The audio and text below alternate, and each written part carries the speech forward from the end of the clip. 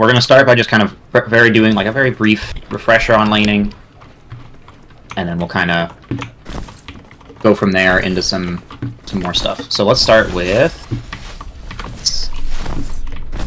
Schlammy or Adik. Do you want to jump in the hive here, and I'll start a match, and we'll do an opening here, and we'll just talk through that really quick. Either one, no wrong answers.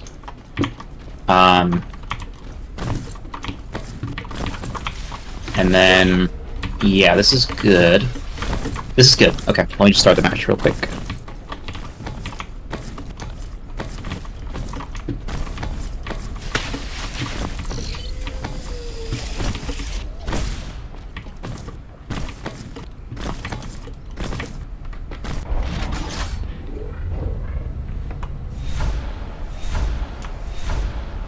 Let's move out. Can't join.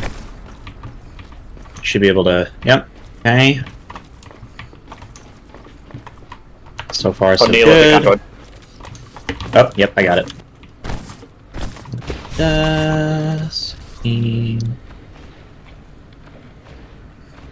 So, you can see here that the way that this opening has played out. Neolithic, do you see how the comm has opened up by assisting just one side of the map? Sorry, what? Do you see how the commander has opened by assisting, as in dropping cysts on just one side of the map? Yes. Starting from flight control. Yep, and you see how there's two ways for Marines to walk from where they started, data core, to where he has put his cysts down. Does that make sense? Like if you draw a line from data core to computer lab to sub, see how that's one line through cross? Like if you take a pencil and you draw from data core through open rooms down to computer lab? Yes.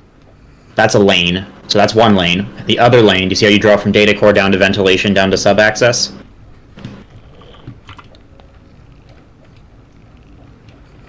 Yes.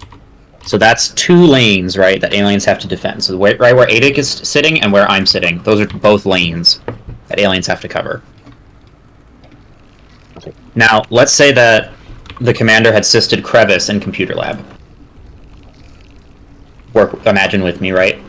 So you see how there's the same two lanes, right, from data core to crossroads to computer, and data core to ventilation to sub, right? To computer lab. So there's two lanes that Marines can get to that computer lab resource tower. Just like before. But if he assists Crevice, do you see how that adds two extra lanes? That adds data core to crossroads to summit reception to Crevice. And data core to reactor core to atrium to Crevice. So you see that's 4 lines instead of 2?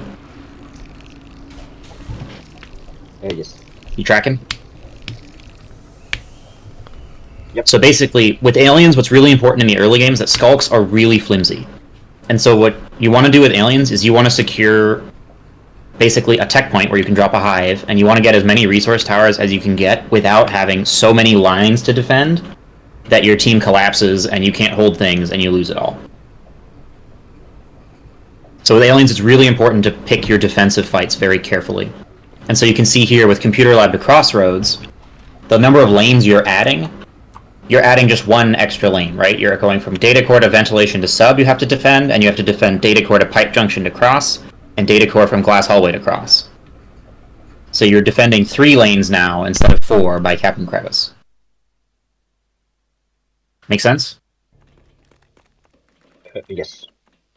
So that's the really critical stuff with alien openings, is you really want to make sure that you're not putting your team in a position where you spread your team too thin and lose a bunch of stuff. Why is Atrium a common spot? Atrium's common, so if you'll notice, so get out of the chair, Adik, or not you're in the chair, but go from flight to sub, and time how long it takes you to run from flight to sub.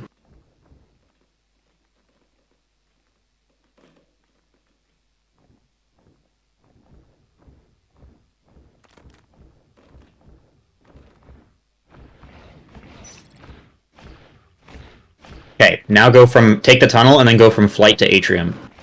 And see how much time that takes you. You can start at the summit hallway and just go from there, yeah.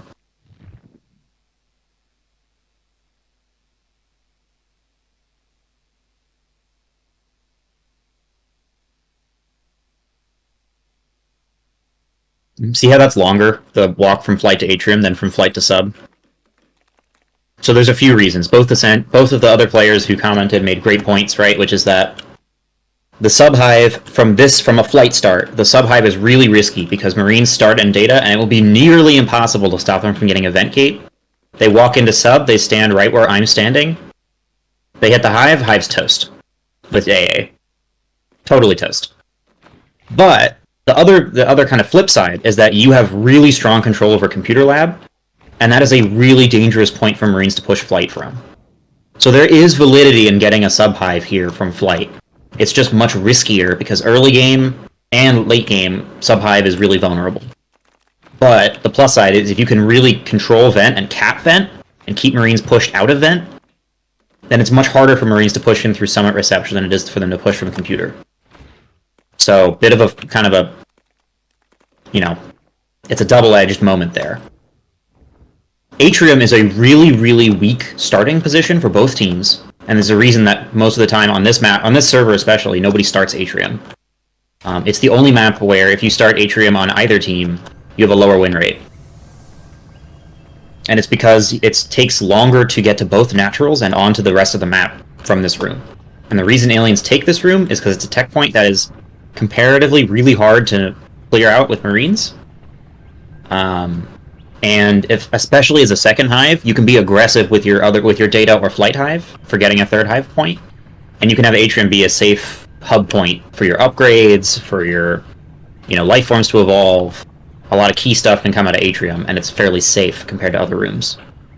Kind of like Cargo on Veil, where Cargo is a really safe second hive, where you can get your basics up. But you really want to be pushing out from other rooms. Does that make sense?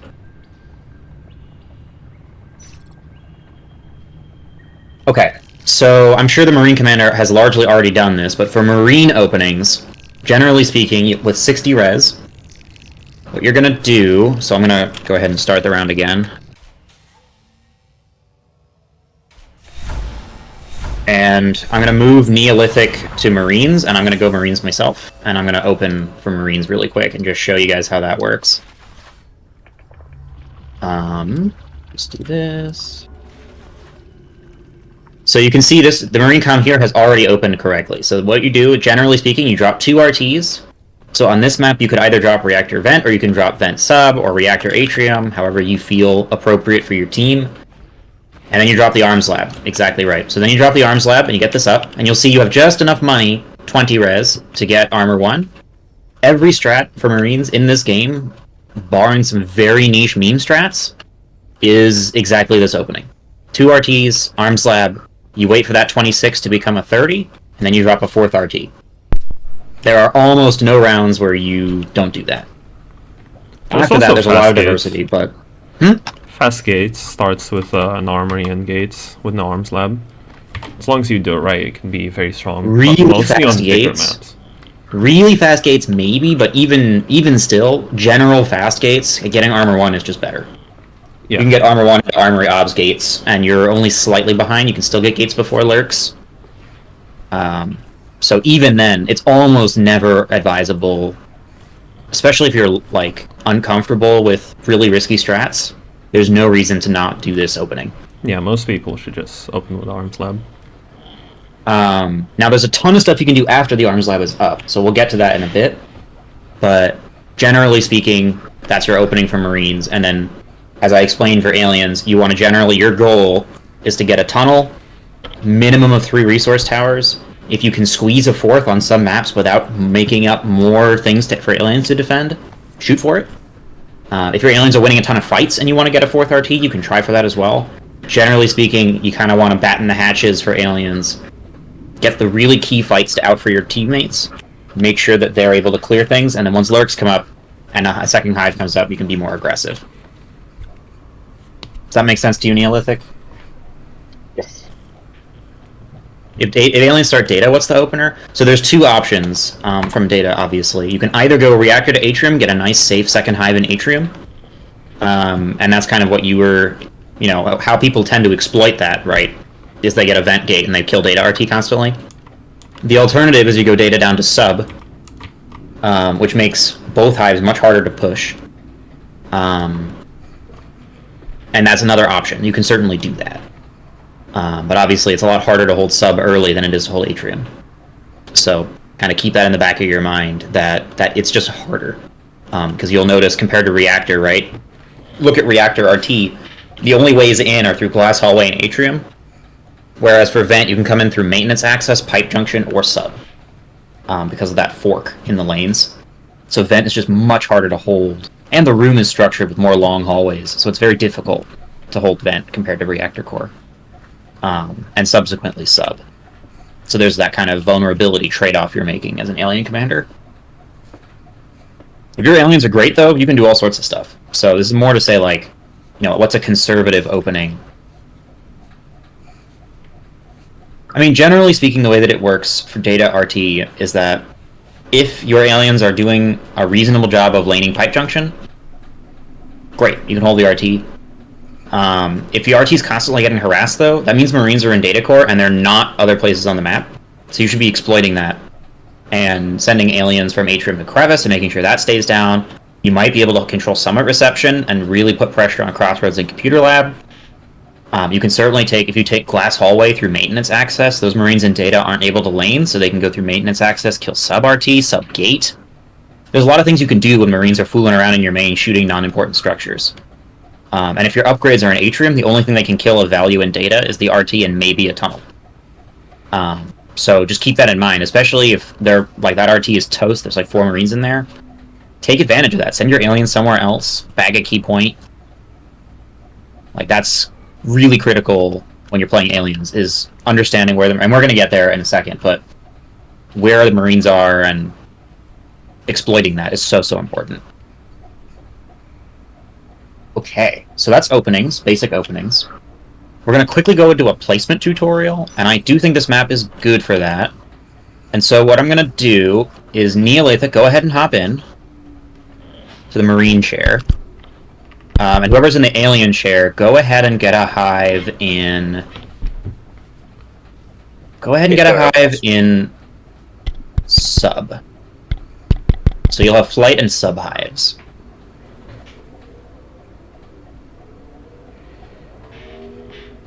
Let me give you auto build really quick. Okay. So, Neolithic, can you get phase gates, please? Like, get the research for phase gates.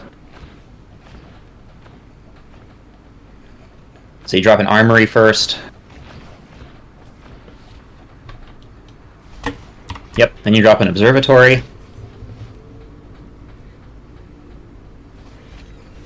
Okay, then you research phase gates. You should be able to, yeah, you shouldn't need the res. Yeah, it's You up. do need the res. Oh, you do? Okay, that's fine then.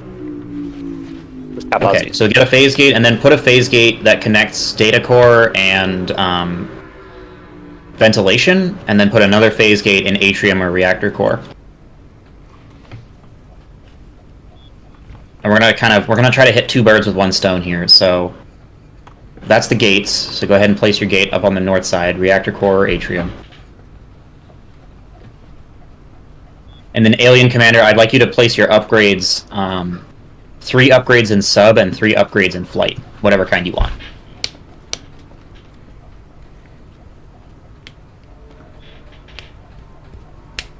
Okay. Let me know when that's done.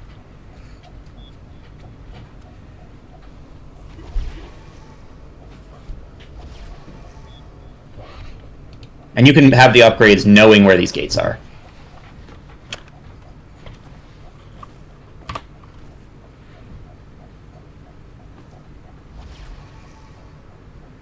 Whenever Schlammy is done, we're going to go with the next part of the exercise here.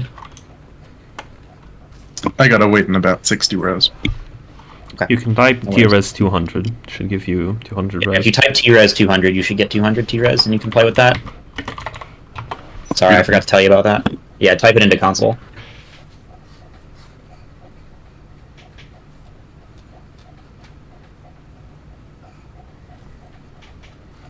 If there's an atrium hive, I'm going to kill it really quickly, just so that we can do the demonstration. Oh, there's not. Good.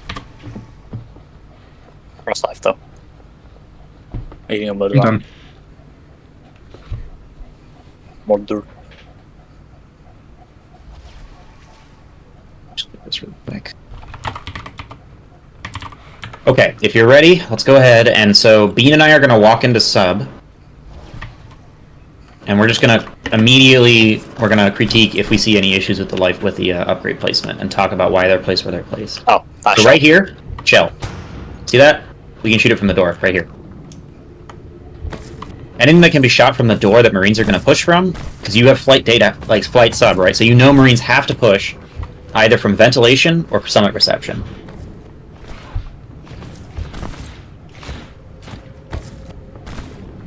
I believe the shells are alright.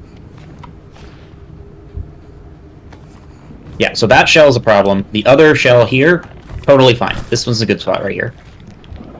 It is killable with GL, but almost every shell's killable with GL. Yeah, I wouldn't worry. Well, if you, again, I agree, but also if you look here, right, Marines are going to be right here on this top platform. Any Marine that falls down here by the RT is usually dead meat.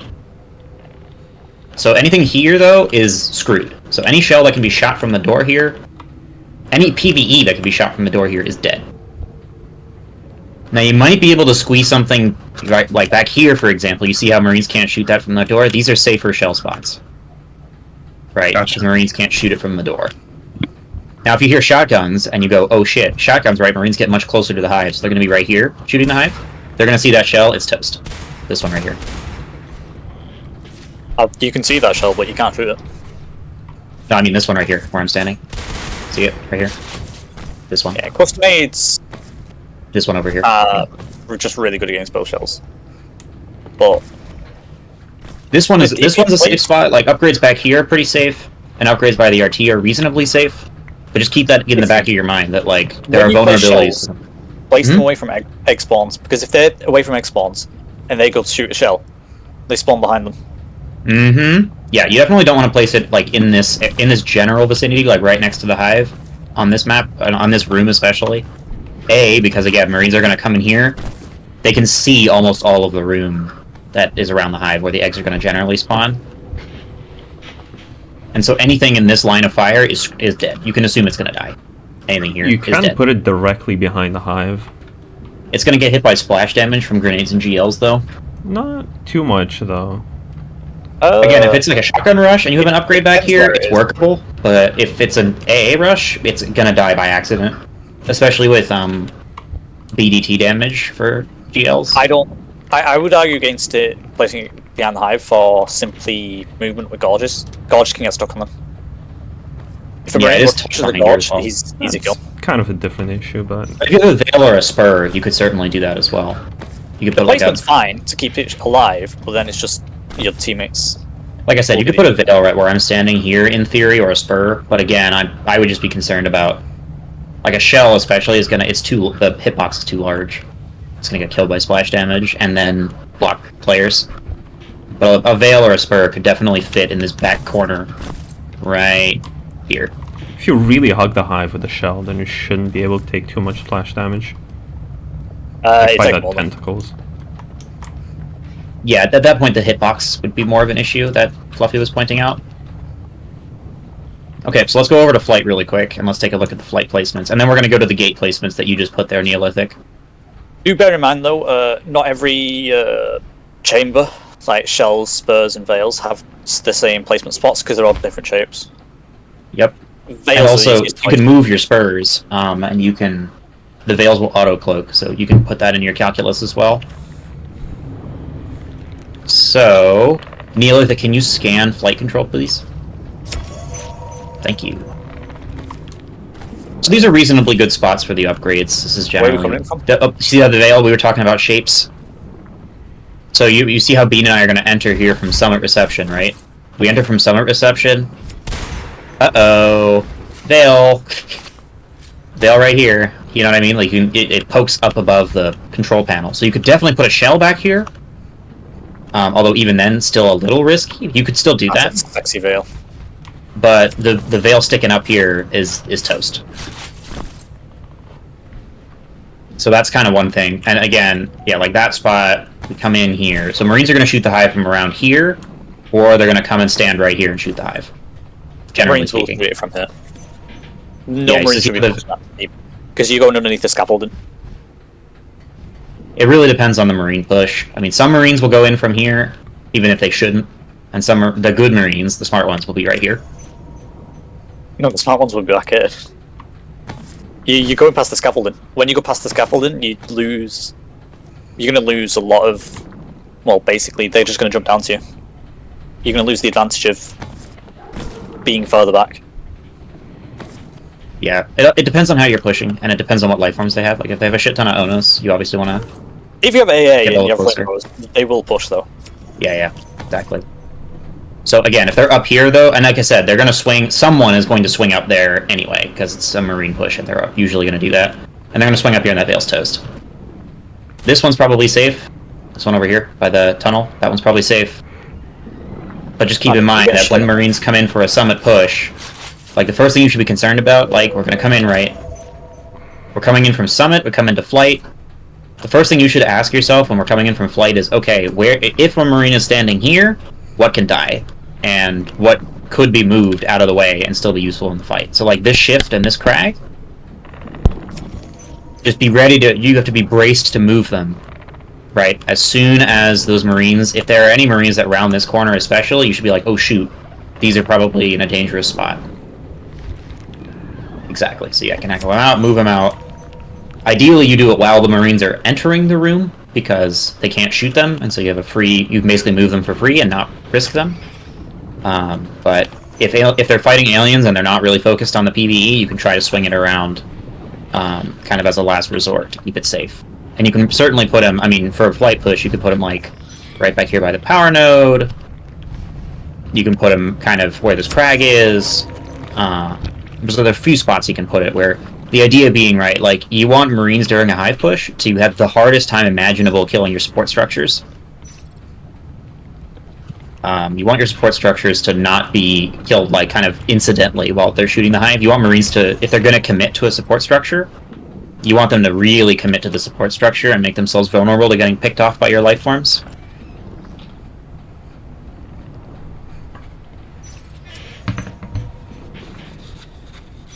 Okay, so that's chambers. That's a little bit about PvE. Especially flight's a hard hive to keep as well. Just keep that in mind. Like, very difficult to deal with against AA pushes.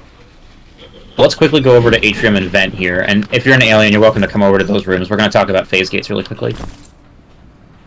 Vent gate is actually fine. Mm-hmm. Although, if they have data hive, Vent gate should be more towards power node, though. Yeah, well, let's talk about the Atrium one, because that one I think is going to be easier to discuss.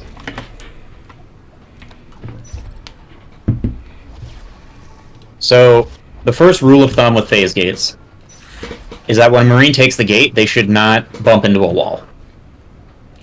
Right, if a Marine's bumping into a wall out of a phase gate, that's, generally speaking, a sign that a single alien can create a grinder by themselves.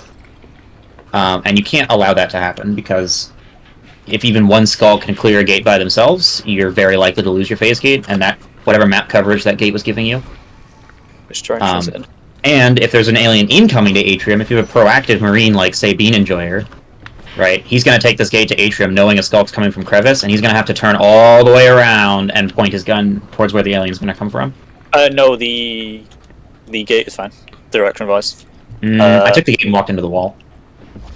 It depends on how you walk in. Way. If you walk in from the other side, it's different? I see. Point being, you shouldn't have one of your sides this close to the wall. You should move it back a little bit. Even right here is okay. A lot of people put it out here. This is also okay. You angle it this way. Even further to the top, to the north. People do it up here. There are a lot of places you can put the gate. The more open the area around the gate is, the better. Exactly. But you want to, generally speaking... Let's see that spot. I've seen one place like this. So this is a... I think you've been playing with Galahad. This gate is a little bit of a cheese, because what will happen is a Marine will gate and immediately fall to the ground here and lose a ton of line of sight up into the room. It does make it harder to grind, though. Because skulks can't really sit on, like, the right But they can side. also... One skull can sit here, and the other skull can sit here, and the Marine hits the ground, loses their aim, and then... Oops, and then you get a free bite or two. Yeah, if you move it a little bit to the left, it might be fine. As long as, like, the Marine doesn't fall off immediately. double check, but So you I think do just fall enchant off. B in gravity. Let me see if I fall off immediately. Oops, took the gate the wrong way. Try this. Try a different spot in Atrium. Take these learnings, see if this makes more sense to you. And anyone who's on Marines as well, or Aliens is welcome to come Marines and take a look at this if they want to kind of learn from this. Yes.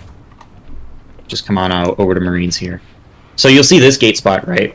The advantage, very easy for a Marine who comes out of the gate to check if there's someone coming from crevice. Boom, you're shooting something from crevice. The alien has to come all the way down to fight you. You've bagged them. You come over here, all the way down into reactor core. The disadvantage of a gate over here is that it takes them forever to go from here to a res node. So if reactor's getting hit, it's going to take them a hot second to get all the way down and back to reactor.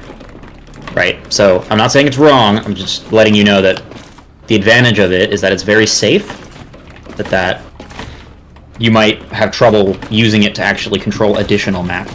And that's okay. You might want to have, generally speaking, having a safe gate and an aggressive gate is well within normal. So to come back to Vent.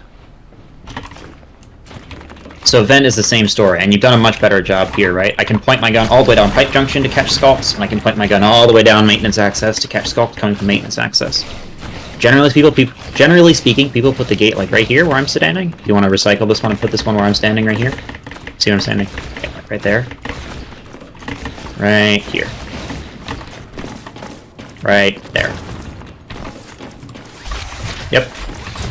And you can see that if you come out of the chair and take the gate, you'll see what I'm talking about, the difference.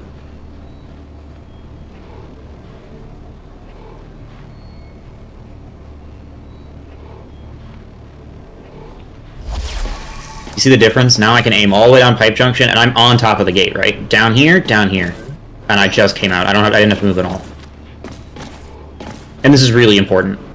And it's really important if I'm coming down from Pipe Junction. See how I can shoot it from here? All the way back here, I can kill a Skulk off the gate. And if I'm pushing the Hive in sub, for example, like say I'm down here Neolithic, and I'm shooting the Hive and I see, oh god, the gate's blinking. Right? I come back here. Whoops. Yeah, you put damage on like max or something. So I one fixed bite it. killed it. Yeah. Okay, I can redrop. Give me a second. Hold there, Neolithic.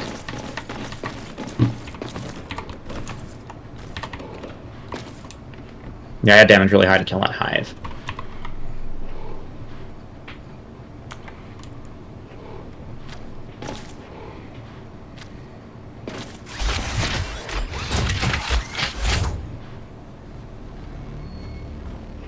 So you can see here, right? Let's say I'm coming back from sub and I'm like, oh shit, gate's under attack. You see how I can see the gate from here? And I can pop a shot in Skulks that are on the gate back here, and I can break a grinder so my teammates can phase through and help my teammates. Make sense? The previous spot where you had it, right? Not bad by any stretch, but this spot's a little bit better because, again, Marines can come back and shoot off both sides instead of if you had it in your original spot, you have to actually swing into the room right over here to be able to see your gate. And that extra few seconds makes the difference between 3 Marines getting ground down and killed and the gate being free. So, it's not like... No one's going to be mad at you for placing the gate where you had it before, but just keep in mind that like those small differences can add up. Yeah, that makes very much sense. To be honest, I never actually thought about it in this detail, because I was just playing on public servers, and that's why I'm so happy to participate in this session. Yeah, and I wouldn't, like, already, I think you'll be fine. It's just a case of, you know, getting the hang of these positionings is really important. Like, look what your, do you see where your obs is right here, for example? Get back in the chair and I'll show you what I'm talking about.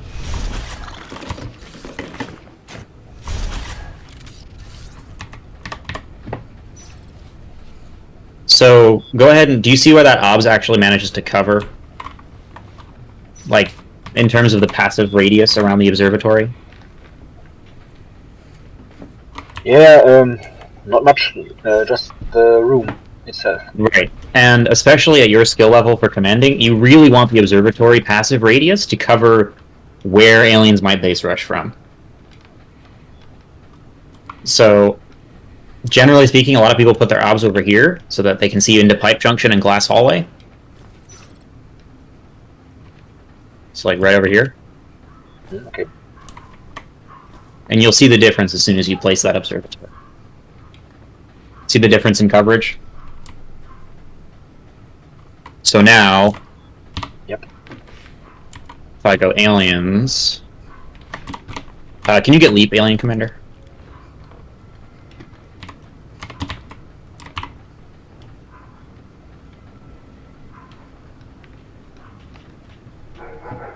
See how Bean and I are getting picked up by your obs over here? Yes. This is a really common base rush direction, is coming through pipe junction, and we're all spotted, which means that you should see a whole bunch of red dots coming in towards your base long before anything hits your center of mass over here, where your gates, your armor, your chair, your IPs are. And that'll give you tons of time to make the call to beacon. It's also easier Right. to defend from here rather than the power node. It's more line of sight. Yeah, also true. Generally speaking, you want to balance observatory placement between ease of defense, like if a spawner is able to shoot something off of the observatory, and its passive coverage. You want to make sure that the passive coverage of the observatory covers at least one, ideally, at least one spot where you suspect you're going to get base rushed later in the game. And you won't always know which direction is correct. But, like, for example, generally speaking, a lot of aliens will get an atrium second hive, and so generally speaking, that north obs spot to catch glass hallway and pipe junction is better. But if you know aliens have a subhive, for example, you might consider placing it a little bit lower, so that you can catch aliens coming in through the south side of the room. Totally your call, but just that's kind of the calculus for obs placement. It's a bit see this- more So, difficult for on example, data. like this, What?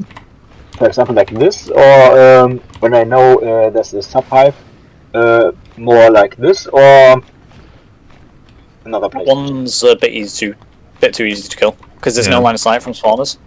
Yeah, so you can see that that's kind of like you lean too far in one direction. So the coverage is fantastic, but it's going to get eaten alive instantly. It's just an issue with data core marine start. Yeah, no, Specifically. data core is really bad. There's only two Yeah. spots. Well, no, there's three. There's either right here, over here, marine, marine, in this corner here. Then there's on the power node and the one that's already placed. Yeah, and the reason for that, Neolithic, is that data core has a lot of line of sight blockers for Marines. So, like, an OBS here looks great, right? Because a spawner can cover it. And the coverage is okay, but a problem is an alien can very easily come up through here and bite this down and hide right here where no one can see him. You see what I'm saying? So the IPs can't... You can spawn, but you won't see this alien biting right over here. And that OBS is going to die. Whereas if you do it over here, up in this corner, where Bean was, right here, where I'm standing. They will almost never look that. Well, and it's You can do also it a on really one safe spot from a line of sight perspective. Like, you have tons of control over glass hallway, and you have line of sight from your spawns to clear it. You don't really have line of sight, but there's nowhere for the skull to go. I mean, you could see it from right here. You just jump Ready? up and you're good to go. A lot of people put IPs here. What server are we on? Medis. Medis. It's in the chat, Jimbo, the server and the password. Thank you very much. So yeah, Neolithic, if you want to, you want to jump out for a hot second, I'll put those obs down where I was just talking about. We'll just talk through those really quick. And then we're going to very quickly talk about aggressive alien PvE placements, and then we're going to move to the next map. Don't forget about main gate placements, because this gate is a bit of an issue. Yes, very true. Very true. Let me just It's quickly get so rid of both far. of these. Yeah, so let me just do that really quick. You know what? Let me just set up a base as I would set it up, and then we'll just talk through the whole thing. Just here.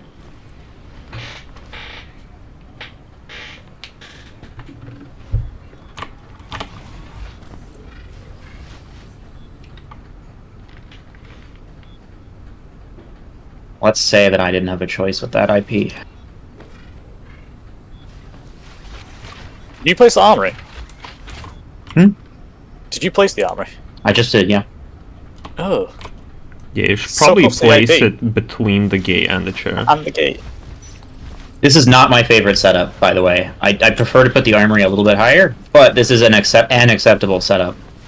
And the reason it's acceptable is that it's really risky for Gorge Bile, obviously. But the advantage is, all 3 Marines that spawn here can very quickly buy something and take the gate. And so, right, and there's a reason for that, right? Because, generally speaking, but not always, generally speaking, especially if you have good Marines who are doing their job laning, you're not going to have a Gorge Bile in your center of mass long enough for this to bite you in the ass. If you're a low-skill commander and you're worried that Gorges are going to meme their way into your base, and you're not going to catch them, different story. You might want to space this out a little bit more. I mean, it's 2 times more Gorges, but the players are also worse, like, on both teams. So, like, the tier 2 Gorge that runs in and starts biling, it's just gonna, like, stand still and get shot. Well, the issue with the players being worse, there's more Gorges. There's probably like 4 times more Gorges than in comp. Absolutely. But the Gorges will just be worse. Mm-hmm. And that's, like I said, there's a liability to this. I'm not saying this is, like, optimal or anything like that. It's just, this is an acceptable setup because it gets the Marines out with a welder or a grenade or whatever weapon they want, and then through the gate ASAP. You want an alternative setup. This is a slightly safer setup. If you do something like that. Why is it on the stairs? This is another setup that can work. It's a little ugly. You can walk up this and into the gate, though. You don't have to, like, jump or anything. Can you actually? Oh, you can. Okay, it's fine then. This is another acceptable setup, and you can see that this helps assuage some of Fluffy's valid concern, right? Which is, like, a Gorge has a much harder time biling one spot and killing all 4 structures. They have to choose between the armory and the gate, or the IPs that are farther away. Another thing is, when you come in from Glass Hallway, one of the first things the aliens will attack when they're rushing your base is your gate. So you have, rather than beaconing, you can come back and shoot the gate straight away. Mm-hmm. There's definitely a few good options. And again, it's, especially with Data Core and Atrium are really difficult Marine spawns to set up, ideally. And so you kind of have these 2 general camps of strategy. You have spacing them out a little bit, and you have kind of hard clustering them. And it really boils down to how comfortable you feel ensuring that Gorges and aliens stay out of your base. If you're playing low skill, or you're playing and you're learning how to command and you're less comfortable, this type of setup is generally a bit better. Just because losing the gate is far worse than the mild time save of having it close to your spawn, especially at low skill when Marines take like 10 minutes to buy things from the armory anyway. So those are kind of your 2 camps. And then we'll talk very quickly. So this is the obs that Fluffy was talking about, Neolithic, right over here. You can see how it's exactly what he was saying, right? So there's a lurk here, but that lurk is screwed. You come up here, you spawn, you see the lurks biting the obs. You're like, ooh, this is easy. You start shooting the lurk's like, oh shit, lurk tries to fly away. Oops, they're in line of sight again. You pop even more shots on them. So that's a safe spot, and it covers the hell out of Glass Hallway. So if they have an Atrium Hive, you could certainly put an obs up here. The obvious vulnerability is if they come in through Pipe Junction, you have no idea they came in through Pipe Junction. Just keep that in mind. And then the power node, again, covers the whole room of data very securely, but as you saw, you know, the passive coverage is weaker. So you'll have less advanced knowledge. You could put a bit more to the right, so it's a little easier for the Marines to see when they spawn. So the distance, I mean, yes, it could go, like, right here. No, I meant, like, to the north. We're talking about Summit, are we? Yep. Yes. Yeah, we're on Summit, Jimbo. Can I ask a question? Is that okay? You obviously can, yes, go ahead. Have you talked about so far early mines on Summit to start rush? And I'm meaning more in comp side than 10v10. Like, what's the pros and cons of doing that? Or do you Rushing just- mines in general. Generally speaking, that falls into the realm of kind of, I don't want to say meme strats, but it falls outside the realm of like generally Normal. safe strats. And the reason for that is, again, and we talked about openers when you weren't here, but just for your knowledge, the most common opener for 99% of strategies is 2 resource towers, arms lab, armor 1, and then another resource tower. Yep. ADIC, it really depends on the skill level. Some obs really are better to be slightly out of your line of sight if it covers so much more of the room that you benefit from it. Like, this power node obs is not technically a horrible obs. It's workable. And the reason for that is, you know, the alien's really committing to get into that obs, and you have... By the time you see the alien moving in towards the obs and you click to jump out of the chair, you have plenty of time to walk over and shoot it. This is the obs that I was talking about. It's a little easier to see. Yeah, so the downside of that, obviously, is that you're losing a little bit of coverage in pipe junction. It just covers it's like mild. both entrances. It's going to be similar, frankly. Yeah. Because the skull can hide around this box right here, and you have to get much closer to the skull in order to get them off the obs if they hide right here and they start biting. That's true. So yeah, you lose line of sight entirely. We also Whereas if you're over here, there's- the skull has nowhere to hide. They have to be committed, and you can just shoot them off it. This obs is also a little bit harder to see when you just spawn, but yeah.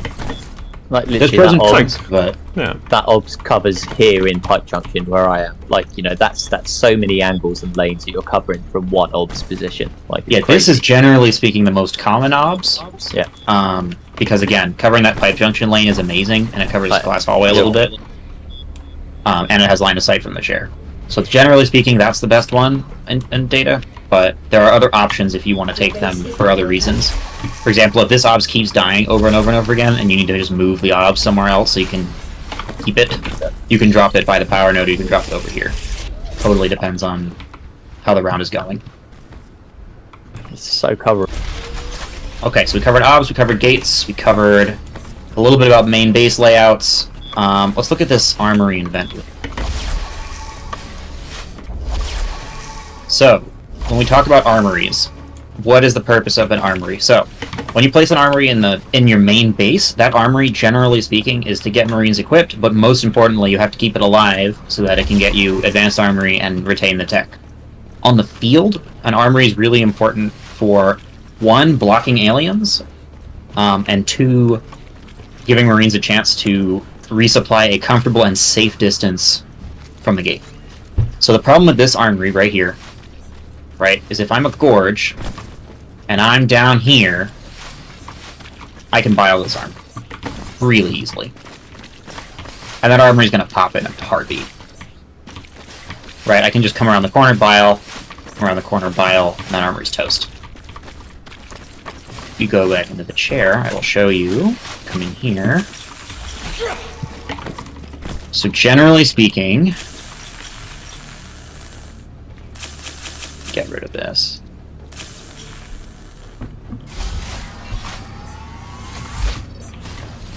So if you put an armory over there, you see the difference though, Neolithic? So a Gorge that wants to bile this armory has to stand all the way here. Maybe back here they might be able to tickle it, if they throw it just right. But you see how if they're standing here, a Marine where you're standing can just absolutely obliterate that Gorge and make them run away or kill them? Yep. And then what's also important, and a lot of new commanders screw this up, they put the armory, they hug it right next to the gate like they do in their main. That's a real risk, because if an alien comes in to start biting the gate, right? Now they have the armory helping them block and bar Marines into the gate so that they can't escape.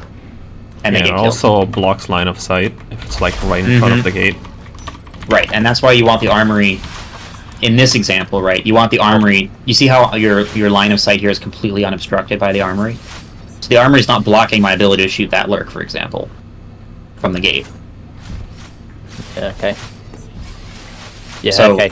And yeah. it's also not obstructing your jumping out of the gate as well, actually, 'cause it's slightly to the left, so...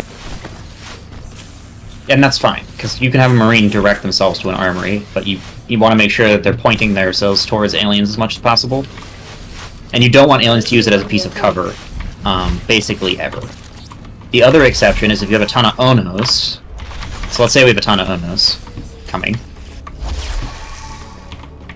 Then, I mean, Invent's not the greatest room for this, but you could put an armory right here. And this is, again, assuming Onos. But you'll see how, yes, it's true, the line of sight is blocked, but that Onos is going to have a lot of trouble getting around this armory. And so they'll have to either wiggle their way around or clear it in order to get unobstructed access. And especially if there's two Onos, they're going to get stuck. They're going to have a really hard time smoothly getting around this armory. And so that's kind of the two purposes of the armory. So you have the blocking purpose, and then you have the resupply purpose, where the Marines can stand right here, get armor while they're getting spiked, or get HP and then weld each other while they're here getting spiked and stuff like that, and then shoot down this hallway. Does that make sense? Yep. And then I'll show you what people tend to do. Like, let's say we're doing one from computer lab. We can do the same thing. So, let me get rid of these armories.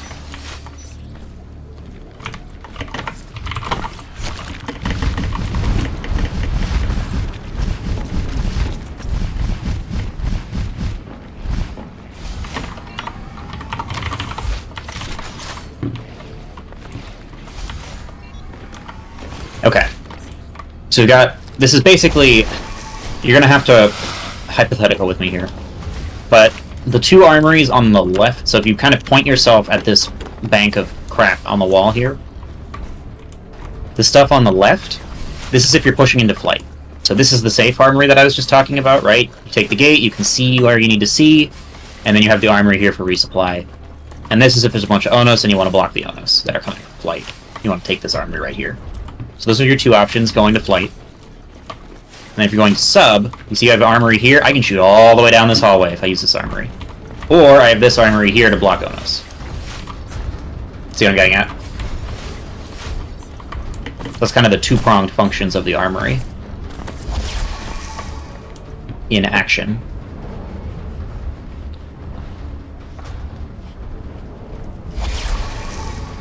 So the next thing we're going to cover is the Robo. You also, about armories, you don't always have to use armories, by the way. Because usually you want to A, rush, just walk in. And right, and the armories are assuming you're holding a position. Yeah, and you usually need, with arcs. or you're broke. If you need an armory because you can't afford to med spam as much as you need to med spam, and you need to hold a position, you can do this sort of thing. If you just need to drop a couple meds, don't fool with an armory. Can I say one thing at this point? Yeah. Just with the comp lab armory, you've got to keep in mind that you just recycled it on, but I could walk past one side, and the smaller side I can walk past. The other side I can't walk past. You've got to watch your placement that it's not blocking people. Yeah, and if you have exos, for example, you can't do armory blocks in most places. But if Marines can not get around one spot and can get around another, it's generally okay if you're just trying to hold a room and fortify it. But you do want to keep in mind that you don't want to accidentally screw your Marines over. So we're in Comp Lab. Okay. Comp Lab's a great example because this is, generally speaking, a lot of arcs coming from Comp Lab for sub.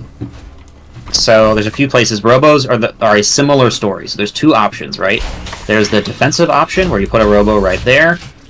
Onos going through this have to crouch at minimum and are stuck at maximum. So see how he has to crouch, slowed down. You can imagine an Onos trying to run away from computer having to crouch over this. Actually, you don't have to crouch over this, but... No. Either way, you can see how he's very limited in his options. And if you're a Skulk and you're trying to get over this, it's it's fish in a barrel. That also stops you from, like, charging in a little bit.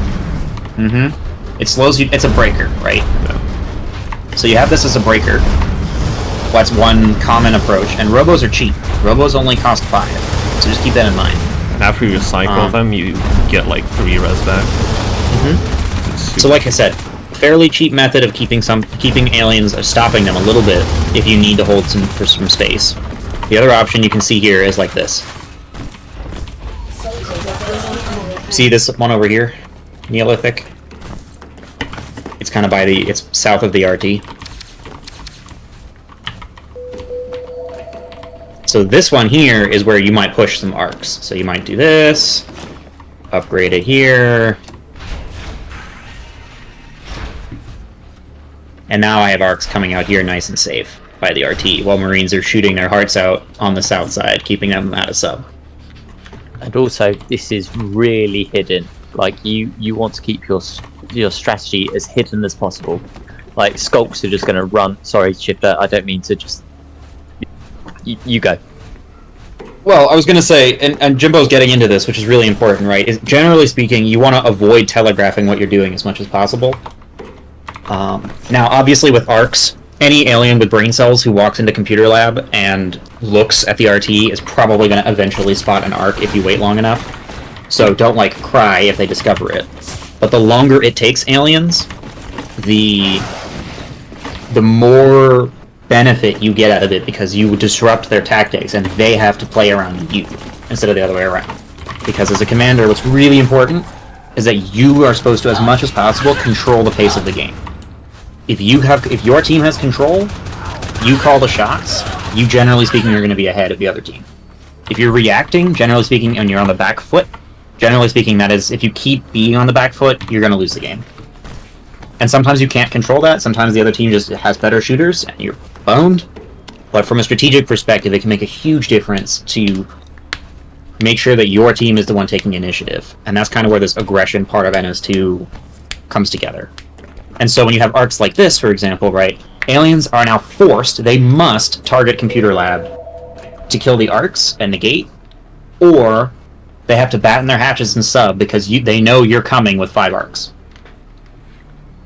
And the way that they can turn that around is they can either do what I just said, they can attack computer, and they can invest in PvE and sub, and the earlier they know about this, the more PvE they can drop in sub. You know what I mean? So if you can catch them off guard with 5 arcs, and they may not even have a shade, you're in great shape. But if they have, you know, tons of time, they might have a shade, they might have a fortress shade, they might have a crag, a shift, a bunch of gorges, ready to go.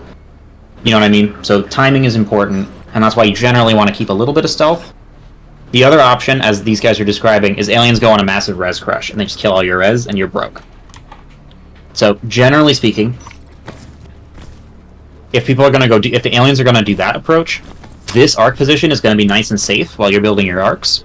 And so what you want to do instead is make sure that a lot more of your Marines are, so let's say Vent is not what you're using, let's say you have Atrium and computer. What you're going to want to do is you're going to want to make sure that computer has some Marines in there, because you want them to kill... Obviously, this is your big key room, is computer, right? Number 1 most important room, while it's building arcs. But you also want to have a gate in Atrium, say, here. And with an Atrium gate and 2 or 3 Marines up here, and the remaining 6 down here in computer, you can hold Atrium, Reactor, Computer, and your main, and that's 4 RTs with very minimal effort from your Marines. And then you can let Skulks kill Crevice, Flight, Cross, if you have those 3, if you have any of those 3. You can let them kill those 3, and that's okay. You don't need to have 7 RTs to win the game. Especially if you're in this position, generally speaking, you've already killed the Flight Hive. And you're just looking to close the game in sub. If they have a data... So let's assume that they have a data hive and data and sub, right? And let's say you started Atrium. Command station online. So if you started Atrium... Obviously your gate's not going to be over here, it's probably going to be like this. So let's say you have gates like this, right? And let's say you have a cross gate, as most teams do. So you have your gates like this, right? What you want, and the benefit of this, is you have cross RT, right? You should always have cross RT with a cross gate. You should always have computer with a computer gate, so that's 3, right? Your main and the 2 gate rooms. And then generally speaking, you know aliens are going to take this vent to get to your res, so you have a couple computer guys or cross guys cover that vent, or put some mines in it. That gives you 5 RTs, right there. Really strong position. If aliens do somehow get into Flight and Crevice, ideally you have a couple Marines that are patrolling around there, keeping those 2 safe. If not, again, you can still make this work on 3 RTs if you've already made most of your arcs. You can always, like, a lot of commanders will screw this up, where they'll be committed in computer like this, and they'll basically beg their team to recap all of their res nodes that they could cap, and while the Marines are recapping, all the gates down, you lose the game. So it's really, really important that you don't lose your key point, and you soft commit for capping your res. especially if you're at 3 or more. If you're below 3, different story. You really need to make sure you're at a minimum of 3 resource towers. And obviously there are some exceptions. There's many exceptions. This game is full of exceptions, but generally speaking, that's like your rule of thumb. So if you're below 3, you're in a critical state for res, and you need to get more resource towers on either team. With Marines, generally speaking, pushing on 3 resource towers is workable, but not great. You really kind of want 4, but it's workable on 3. But if you're lower than 3, you have to stop and reassess, recap, unless you have a ton of res in the bank. So there's your kind of your gate arc stuff. I think we all know generally arc placement on this map anyway, so I won't go into that. But let's go to aliens really quick, because I was sloppy on this the last comm tutorial, and I didn't really talk about PvE placement. So if we're all on aliens here, let's really quickly talk through what happens. So we have this really scary computer lab gate, right? And, Schlammy has correctly identified, oh no, there's a computer lab gate. And Schlammy has also said, oh no, there's an arc. They've already started making arcs. Okay, well, instead of pissing myself, I'm gonna go look at sub and say, okay, if they're making arcs in computer lab, right? They're between sub and data hive, assuming I have a data hive, right? They're obviously not going to push data if they're hard committing with arcs in computer, right? They're telling me, the alien commander, they're going to arc sub, right? There's nothing else they're going to do with arcs over there. And so what you do immediately, you get a shade down, right? That's the first thing you do. You get a shade. And you have to make sure the shade covers the hive. Second thing you're thinking to yourself is, okay, they're going to have arcs. The arcs are going to sit right here in this corner in sub. And so the first thing that you got to be worried about is, okay, what are they going to hit with the arcs? See the tunnel spot? That tunnel's likely going to die to the arcs. So if you have money, you get rid of the tunnel, and you replace the tunnel somewhere that's well out of arc range, so that your aliens don't accidentally lose access to a hive while you're being arced. Also, away from the hive, yes? So when the hive is being arced, you don't have to get splash damaged. Yeah. You can choose to let it die. It really depends on your gorges, the team, blah, blah, blah. But just be aware that that tunnel's at risk. So you can either let the tunnel get killed and replace it, or you can recycle it and replace it, depending on your res flow, how many gorges you have. You don't have to recycle it. You can click on it and then press D, and it'll let you move the tunnel without recycling. Rafe, how much does that cost you? 4 res? Or... I think it's like 3 res or something. Fine, so it's a lot cheaper to move it rather than rebuild it. Yeah. But does relocating it instant build it? I don't think it does. It doesn't instant build it, but it doesn't. It makes it so you don't have to wait the timer of recycling it and then waiting a little bit and then. Oh, I see. That delay doesn't go away. It just instantly moves it and then builds it at the normal rate. Yeah. The purpose is the same though. No. So obviously, right, this crag is also in risk. So what you're gonna do is move the crag back. Now you can keep the crag over here, because again, if Marines are going to enter this room, they're going to enter right here, and they're going to probably enter with mostly flamethrowers and rifles and not GLs. So your PvE can sit over here, just out of arc range, and still have most of the room covered. And you can do the same with the Shiv, right? You can have that out of the way. And because they're all spread out, if a Marine comes in with a GL, they can't hit all 3 at once. They have to choose between the Shade and the 2 other structures. And if they're going for the other structures and not the Shade, that's good for you. You can ink. And if they go for the Shade and they don't kill it, you just bag Marines for free, and your other structures are totally safe. It's really important, though, that you don't have them next to and around the hive. Otherwise, they're going to die from splash damage from the arcs. And if you have any chambers that are in range of the arcs, like this shell, for example, is in range of the arcs, you're going to want to echo that shell out. If you have echo. And if you don't, get ready to replace that shell, because it will die. Most likely, because arcs, generally speaking, will auto-target, if you ink especially, they will auto-target the shells or the RT when you drop ink and you cover the hive. They'll fire at the next available target. You don't have to have a shift hive or a fortress shift, but if you do, it makes it a lot safer and a lot easier. If you don't, such is life. You don't always have that luxury. Just remember to replace the shell if you're about to lose it before a hive dies. Exactly. You have a lot more options in BDT against arcs than in vanilla, where often you have shift crag hives, and that puts you in a really tough spot. So that's kind of your basics. The only other thing I'm going to add in terms of alien positioning, so we talked about arcs a little bit. Let's talk a little bit about... What? Tunnel positions? Tunnel positions? Yeah, we can do tunnel positions. Let me restart the round really quick.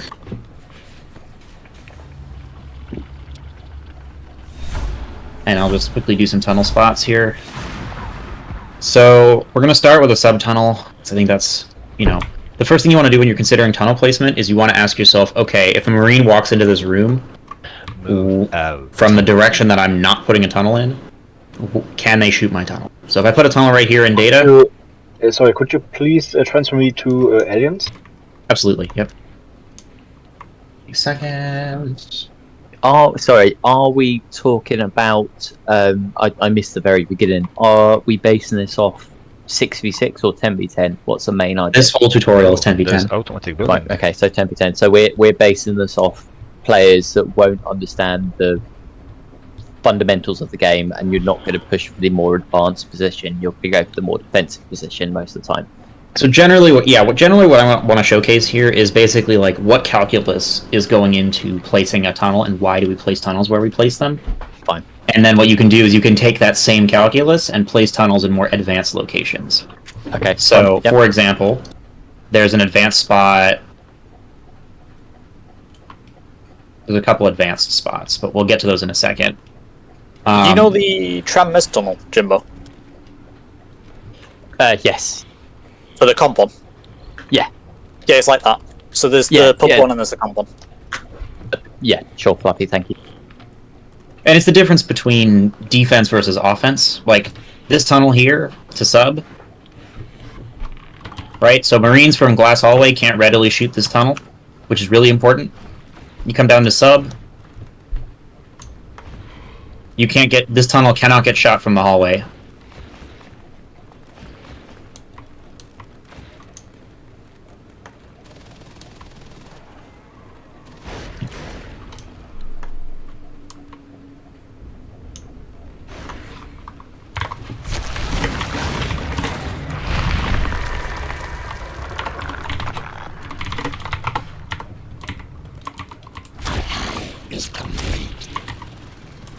Okay, so you can see this sub spot here, that's pretty safe.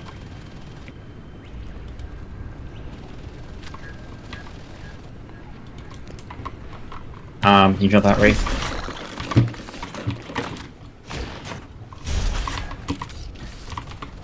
There's a couple more tunnels that you can try and use, but it's a little harder to defend if a Marine walks in. But you can like put a whip and crag to defend them. That way they can't actually walk in. Yeah, so this tunnel here that Wraith just dropped basically requires a gorge. If you don't have a gorge, this tunnel is completely unviable. Because Marines are just going to shit on it, and if a Skulk jumps out of the tunnel, it's a shooting gallery, especially if a Marine gets over here by the power node. You're boned. Even if they stand back here, you're boned. So this requires a gorge, and then if you come over here, this tunnel doesn't hard require a gorge, but you should have a gorge that's clogging this. And you can put PvE back here, and this is a much more difficult spot for Marines to push before grenades. And you hold this spot basically until you have the sub-hive up, and then expect to lose this once they have clusters. I don't like that tunnel. That tunnel to me is really easy to kill. Are you going to have the hive up or not? The idea is that you hold this until you get... So generally speaking, Marines tend to get grenades a little bit after lurks. Oh, early game? Yeah, this is an immediate drop. I would hold this before lurks, and then as soon as lurks come up, you can just do... The idea is you hold this until the hive comes up, and then you expect to lose it. Because you're not going to hold that late game, or even mid game. But we're talking about like opening tunnels, because those are really the most important ones for tunnel placement. You can be sloppier in the mid and late game. So if we come over here, generally speaking, here are some other tunnels. So obviously everyone and their mother has heard of this tunnel. they've heard of this tunnel in Atrium. That's like the most common tunnel ever. But the better one. There's a common spot as well over here. So that's another common tunnel spot. But you could also put a tunnel.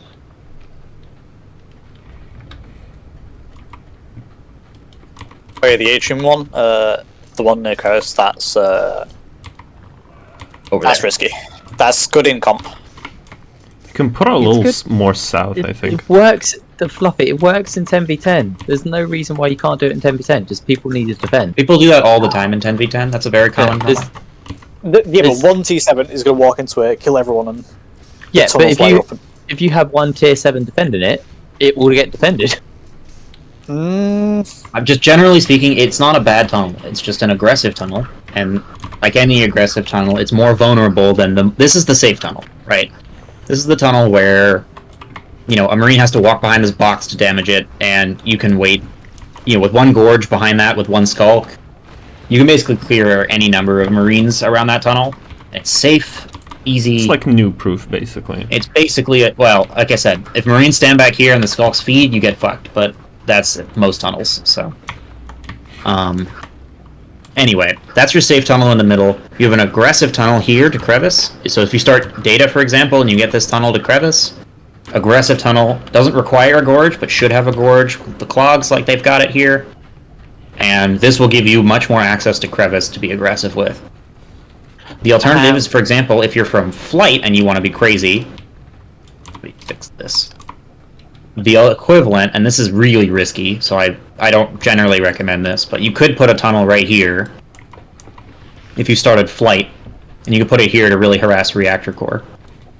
It's obviously really risky because you have the vent with Marines that could pop out, but if you have a gorge controlling this really smoothly, you could make a really strong play out of this and get Reactor Core.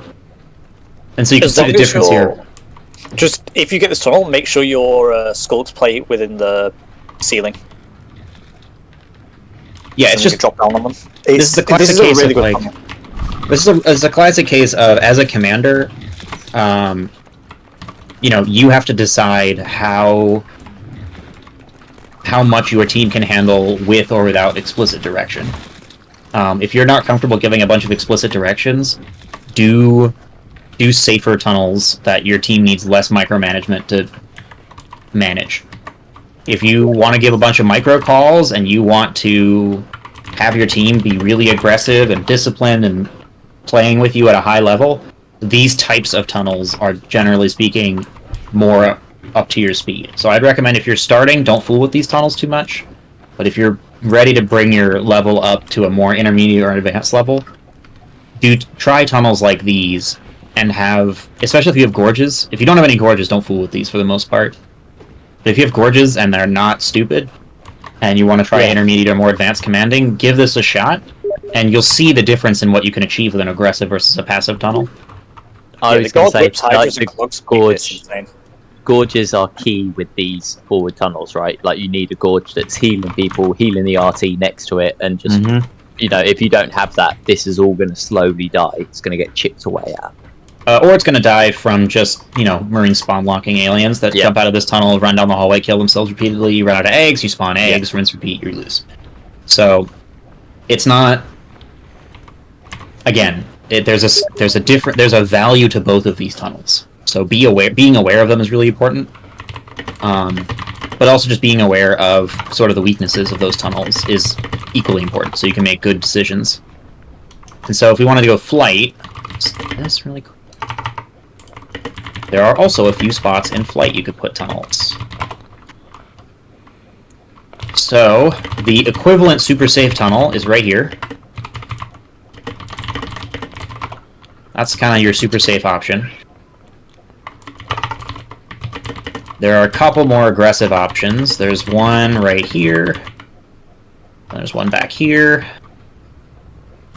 Oh, you placed it over here. Mm-hmm. I would go with... People also place it here. They're both valid.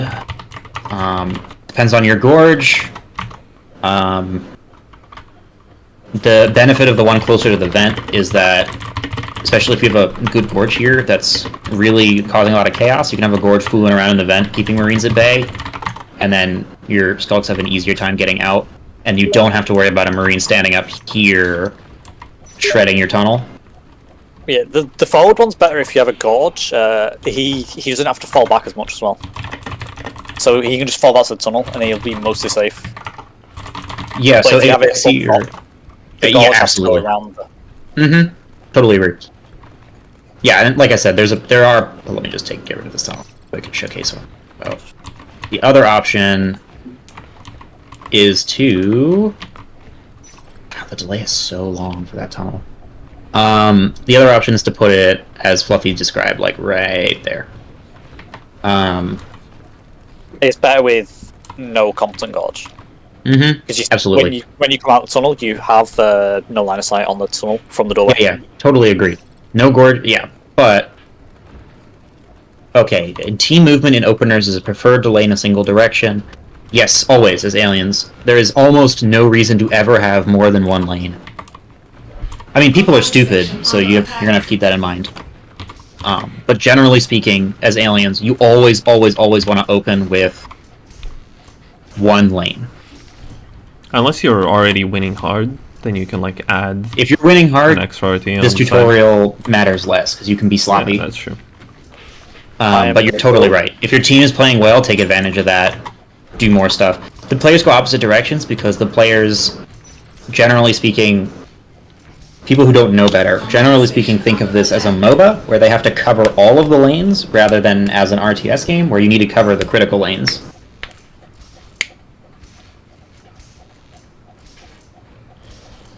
So that's kind of why people tend to split up and spread out, rather than on Aliens, where it's really important that you're balled up. Especially early game. Does that make sense, Adic?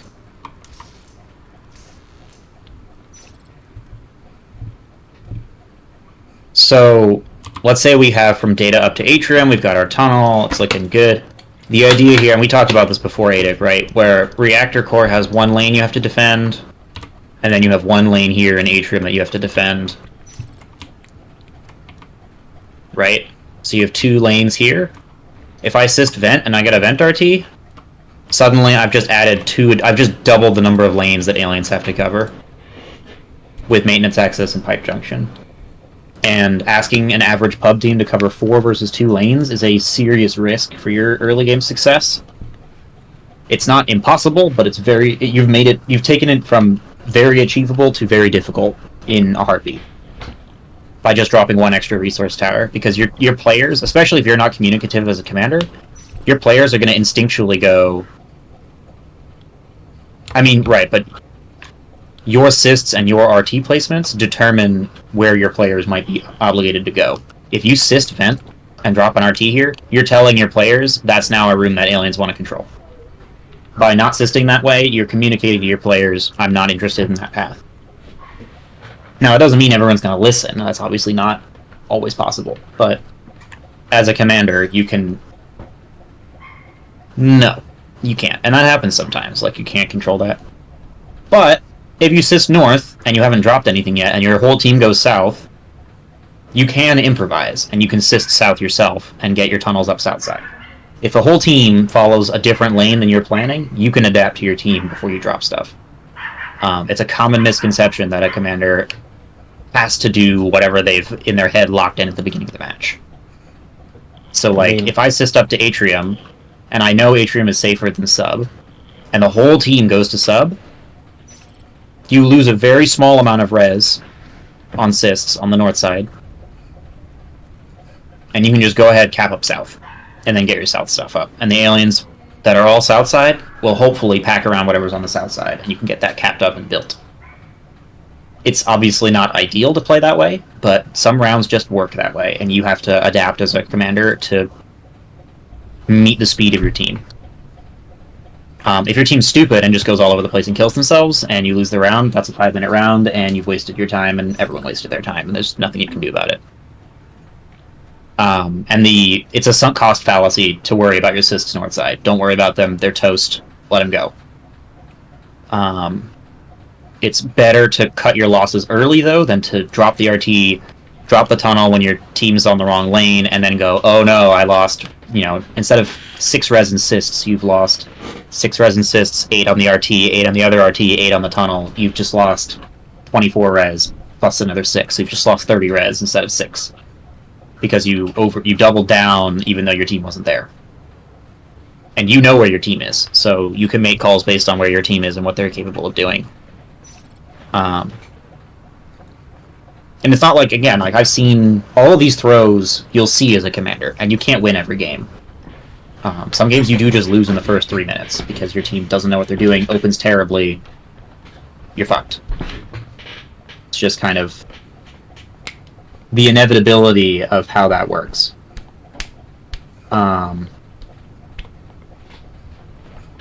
So I wouldn't... Don't beat yourself up if those rounds end up in a loss and they're a bit frustrating, because that's just the game right now, is have rounds like that. Can I ask some vague pub questions? You can always ask vague pub questions, as long as they pertain to commanding. Yeah, they do. They do. Do you think it's more important as a commander to do what you want to do, or to play what the team wants to do? As in, so there's with kind of a two-pronged answer to that. Yeah. So the first one is, how vocal are you in the chair? And if the answer is not, you are entirely a reactive commander. You must play around what your team is doing, because your team is being directed almost always by either a field commander or by people's whatever they hope they're gonna do. So as soon as you stop talking, you're in a passive role as the commander for the most part. You can make decisions for your team, but they're going to be based on where the team moves on their own for the most part. So what you're saying kind of is step that one.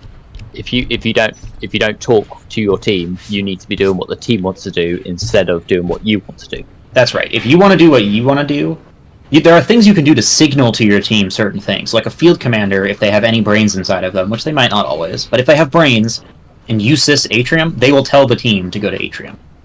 Right? So in that respect, you are making a call as a commander, and your team is following through with that, even if you're not saying anything. Right? So that's kind of step one, right? Is like you can make calls by dropping structures, researching certain pieces of tech, those sorts of things. That lets you make decisions as a commander that matter.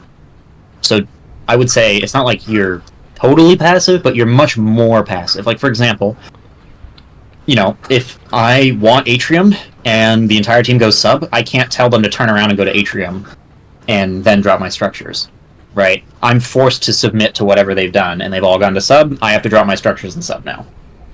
And they have to play around that. I can't tell them to course correct. I think that's more true for aliens, though. Like, there's a Marine equivalent. Like, if I go to Marines, just start a new round here, so I can... Like, if you're an alien with no mic, alien com with no mic, you're like upgrade manager. But if you're a Marine com, you can use certain things like beacons and attack commands, move commands to become an active com. Yeah, you can use commands, but you can also... People can turn those off in their UI settings. But you can use beacons to force your team to push a hive, which you can't do on aliens, because there really is nothing you can do on alien. True. I mean, yes, you can beacon, but I would also argue that beaconing is a tool only used for communicating a very small number of things. Whereas, for example, if I see... It's a very strong tool. If I have Marines that I really want a subgate in, I can drop the blueprint early, and it doesn't matter what's in sub. The aliens will... they can pop the blueprint, who cares? The idea is you drop that blueprint, now a field comm sees the blueprint and goes, comm wants something in sub. Right? So very low commitment and a way to communicate to your team passively what you want. Generally speaking, other than that, you can research whatever the heck tech you want in both cases, because people can't tell you what to do. So don't necessarily worry about having a mic for tech, but just be aware that the more off meta you are, the more communicative you will need to be to succeed with it, generally speaking. Because the more niche a strategy is, the more you, as the person in charge of that strategy, need to be about what you're doing. Like, if you got 0-3 shotguns, for example, that can be kind of difficult for people to catch on to sometimes, or sentries, or early arcs. Like, there's just a lot of stuff where it can be more difficult for the team to catch on than more standard stuff. So just keep that in mind. Like, your success if you deviate really far from the standard is going to be lower.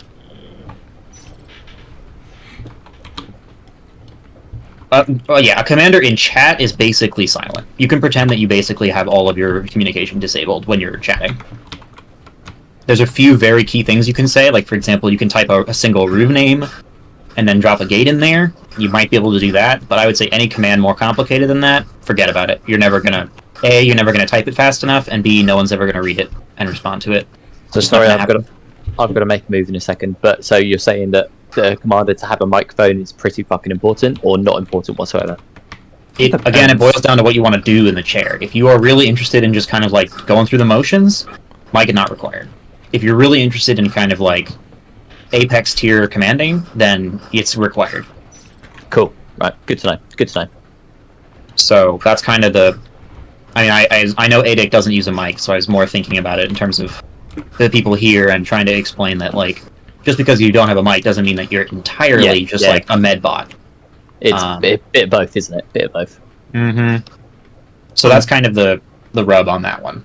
On Marines, I'd say you can, for instance, if you have a hub gate on Tram, if you start building arcs, immediately the team knows they're going to push north and get just arc out the hive.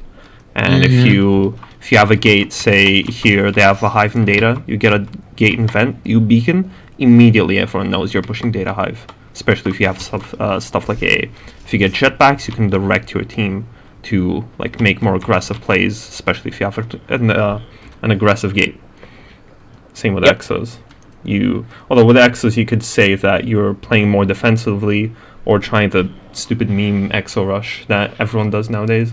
But there you can direct your team even without a mic, but mostly on Marine.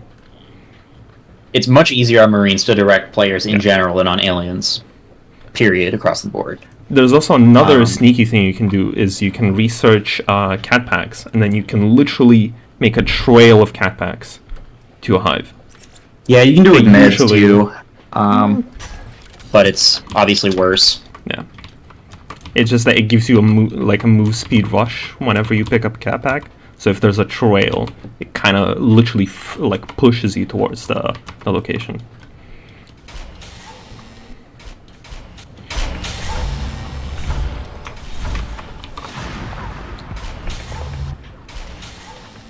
Okay, so this map is the perfect map for me to do the next part of the tutorial, unless anyone had any questions about the previous parts. Could you please transfer me? Could you please transfer me to Marine? Yep, I got you. Did anyone have any questions about anything from the previous map before I get into the next section? Any questions? Anything about, structure placement, about early game, like, openings, about laning, any of those questions? Not on 10v10, no. Are you going to talk about RTs and cysts? Like how many cysts you should, how much you should be cysting early, mid, late game? How much you should be capping? I would say that generally, so I see what you're saying. What I'm going to do for this map is basically resource tower training, and like the reason I say this is because this map is the map where most commanders shut down because they don't know how to handle low res and they don't know how to handle a lot of open lanes and a lot of resource trading. It happens with Summit too, but yeah. Summit has a lot of resource trading, but generally the lanes are a bit more stable than this map. Like, this map is where most teams run into 2 RT situations. At least in my experience. And I will quickly let me get to Raid's point first, which is basically to say, your assisting should be done carefully and not over deliberately, but don't be afraid to do it. General rule of thumb for assisting. And for Marines and aliens, you want to have a resource tower for about a minute in order to gain anything out of it. So if you know Marines are about to get wiped off of a part of the map, don't give them a resource tower. Because you'll just lose money and gain nothing. So let's start with this map here. So whoever's in the alien chair, go ahead and let's get a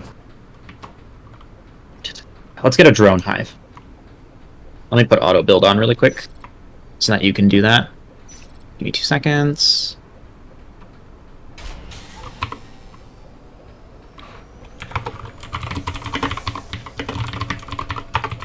Okay. I don't know why I built all the power nodes, but that's fine. So let's go ahead and get the go ahead and get the drone hive up, and then let's talk through RTs. So we have a drone hive, I think. Anyway, let me just...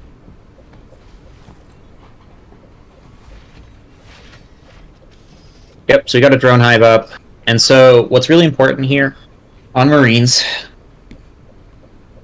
is that, first of all, Wraith is totally right. P-Res is more important than T-Res to a degree on aliens, and T-Res is more important than P-Res generally for Marines. However, overall, this boils down to RT capturing.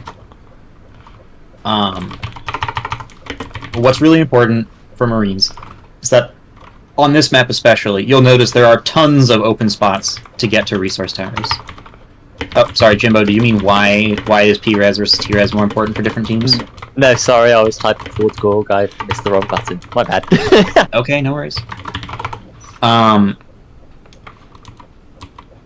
So let's say Marines have capped this, and the drone hive has just gone up. So you've just capped this, and aliens have done a massive... So they've just killed observation. As a commander, in your head, you're like, uh-oh, they just killed observation. What's going to happen next? So what's going to happen next is they're going to go to depot, right? Neolithic, that makes sense to you? Like they're going to the next room? Yes. Then they're going to take water treatment, right? They're going to go right here. And they're going to hit either of these two resource towers. Now, I don't want to put you on the spot, but can you tell me which resource tower is more scary if the aliens go to it? I would say energy flow, because if they establish it, we have a bad time securing it. Okay, so you're correct about energy flow, but let me explain the reasoning. It's a little different than what you're saying. So, the reason it's more scary if they clear energy flow is where do you think they're going to go next?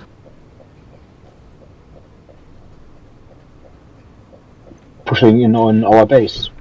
So they could go to your main. That's an option. But you have an observatory, right? So you can always beacon and pull your Marines and save your base. And they know that. So where do you think they're going to go if it's not their base? Hydro or fabrication.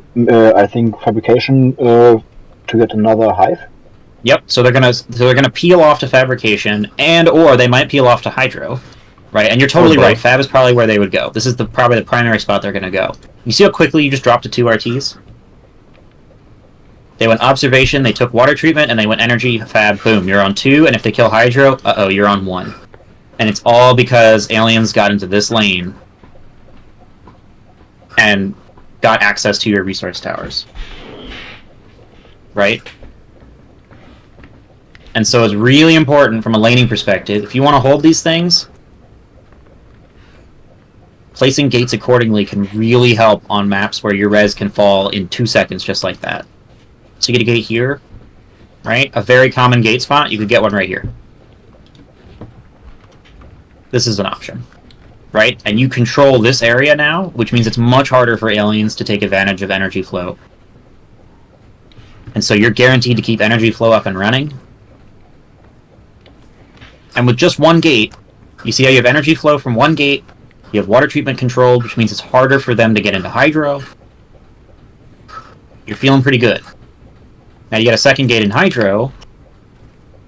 Now you've got a nice little triangle here where it's very difficult for aliens to make their way up into your resource towers from energy flow. Now you're probably going to need a Marine up here in fabrication. But even with just this, you've gone from a 1 resource tower scenario, from them having access to here, to having 3. Well, 3 or 4, depending on if you can hold fab. Right? See the difference that just one gate can make? Yes. In stabilizing? And so just keep in mind when you're broke. So let's get rid of this. And let's say you don't even have the E-flow gate. Let's say you're broke. You just got armor 1 because you did the opening. You did Shifter's little opening. Right, you got armor 1. You're like, okay. I just dropped 2 RTs, and I've got nada. Right? Let me make this more realistic. And you're like, oh no, I have nada. What you're gonna do, right, is you're gonna basically halt netting entirely. Right? You're broke. You need the bare minimum of tech so that the other team doesn't outpace you. And what you do is you batten the hatches for a hot second until you're back up to a stable amount of res. And what that means is you're going to have Marines where you're standing, right? Keeping energy flow safe. And you're going to have Marines moving up to fabrication. That's a third RT. Now you're stable. Or you have them go to Hydro. That's also a third RT. You're stable. Once you're stable, then you go, oh no, we're low on res. You get the armory, you get the obs, you get gates. And then you get the gate right here. Right where I described, right here.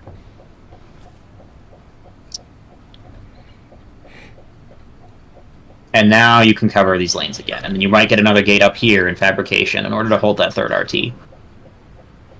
And maybe get a fourth somewhere. If you have the north lane and aliens keep hitting E-flow, if you have a gate right here and aliens are hitting E-flow, you're in big trouble.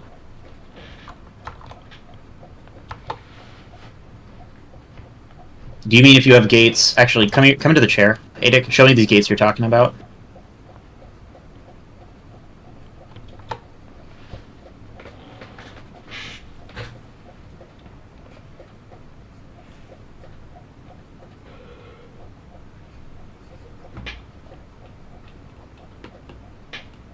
We're just going to quickly go through these gates.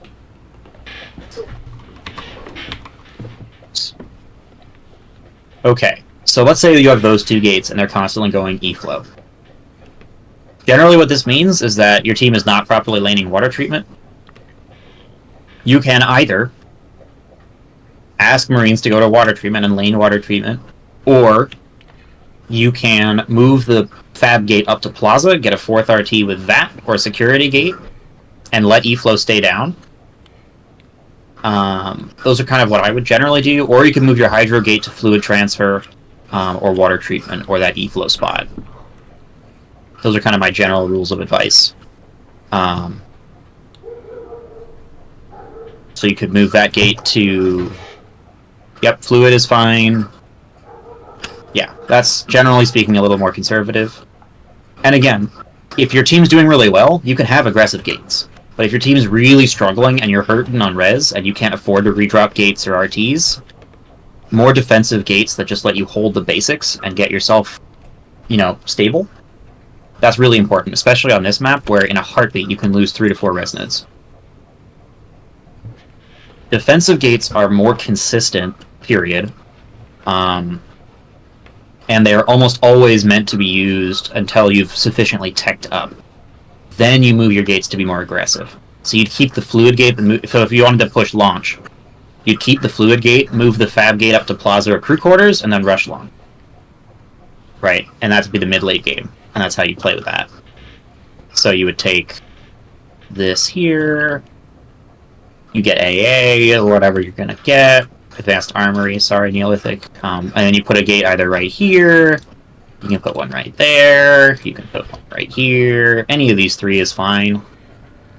And you can use any of these 3, push into launch, easy peasy. But there's no reason to get this gate up. None of these gates should go up before you have the tech to push a hive, really, unless your marine teams are, like, dominating. Club and shipping. So, club gates...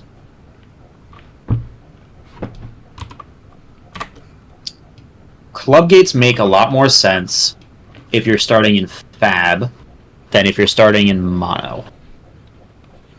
You don't really want to club gate against launch too terribly often, for obvious reasons. If you start fab, club is a great gate. It lets you get... It's the same, really, like, it's the equivalent of this gate here. Like, these 2 gates are very comparable. You could put it here as well if you wanted to. Either one is fine. These gates are all comparable for different reasons depending on your start. Does that make sense, Adik? Okay. Does everyone else follow with that? I don't want to go too fast.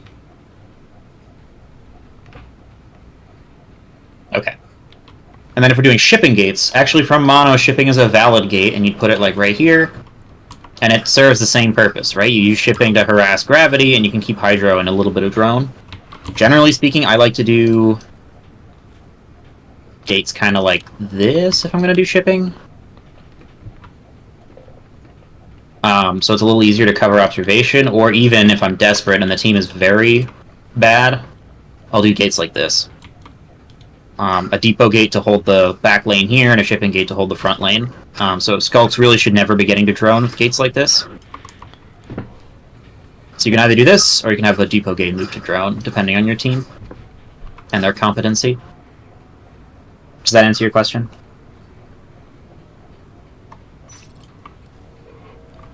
Okay. So let's very quickly head on over to aliens. I'm just going to talk through very quickly what we do when our RT situation is dire. So let's say that gravity's toast. It just died. And you're down to 2 RTs, 1 on each hive, and there are Marines constantly pushing gravity from a hydro gate, and you're like, damn, this sucks. What you do is instead of keep dropping gravity and keep getting it killed, especially if they're killing it every, you're not even getting it built, right? Let's say you're not even getting it built. You come into observation, and you cap this natural, and you control this, right? Or you take Plaza, and you control Plaza. And you let this stay down, and the Marines will keep going in here and keep fucking around, and you've got yourself your 3rd safe RT on one of these naturals over here. And you let your aliens focus this area of the map instead. One of these 2. Obviously not both, but one of these 2. Right? Especially if they've got a gate kind of in a harassment location. You can get one of these 2 RTs. And they're much easier to hold than gravity, for example, which is very difficult to hold because it's kind of in the middle of... a lot of people from hydro gates will just crush gravity. So, one of those 2 gates is usually... or one of those 2 RTs is usually better. That'll get you back up to 3. Alternatively, you can try a couple other approaches, but really that's the recommendation for this map. And the goal is to make sure that you're running at least 3 RTs, and be experimental with trying to claim that 3rd RT. Like, don't be afraid to try other naturals or other spots, especially once you have alerts up. Don't feel like it has to be the spot connecting your 2 hives. A lot of commanders screw that up. They keep dropping gravity over and over and over and over again, and it keeps dying over and over and over again, and they aren't expanding to other spots where Marines might be paying less attention. And the benefit, right, is every Marine in gravity, when there's no RT, is a Marine that's not defending a gate or an RT of their own that you can be aggressive towards. So just keep that in the back of your mind, that that's kind of the advantage to sometimes letting an RT get sacked. As long as you are working towards getting your 3rd. And what you're going to do with your T-Res, very straightforward stuff. You're going to get your chambers, you're going to assist only after a room has been very thoroughly cleared. You're going to be very careful with dropping drifters and losing them. You're going to be very careful with maybe not getting as much PvE as you'd otherwise get. You want to get your very critical upgrades, which is basically leap, metabolize, 1 set of chambers, bone shield. Those are your most critical techs. Everything outside of that is a nice to have, where if you're broke, you very carefully pick and choose what techs you can get, and what structures you want to get. So, that's the general low-res system. And Marines is the same way. Like, you really want to focus on your critical tech, and your critical tech is getting weapons, armor 2 and weapons 2, phase gates. Those are the most critical pieces of tech, and then after that, you work on the small stuff, the grenades, the mines, the AA, the shotguns, the proto-lab. All that stuff comes after. But if you can't get, at the very minimum, 0-2 or 1-2 for fades, you're fucked. So, or even, there are universes where 2-1 could work against fades, but I wouldn't recommend it. It's more against lurks. Like I said, there's a universe where it can work, but it's just, you need something like that. Even on low res, you can get that by basically not medding. You basically only med if it's an absolutely dire critical emergency. Like if you're trying to get that E-flow gate I'm talking about and you need to med 2 or 3 times to get that gate up, that might be worth it, because that'll give you 3 RTs instead of you losing them all. But otherwise, you really want to hang tight onto your money and get the basics out.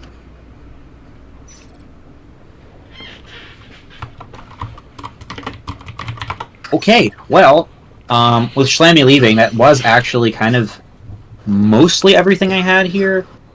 The only other thing I was going to talk about was kind of initiative taking, which I think I might do that in a different tutorial, might kind of tease that for later.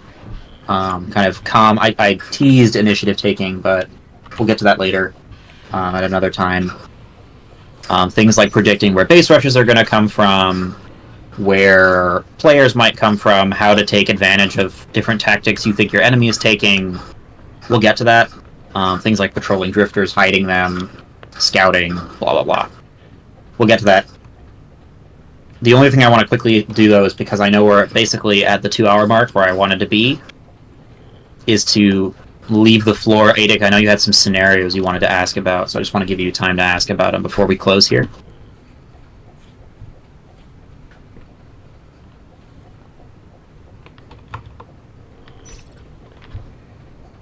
Marines have 2 RTs. What's the focus? Armor, web. Okay, let me start the round really quick, and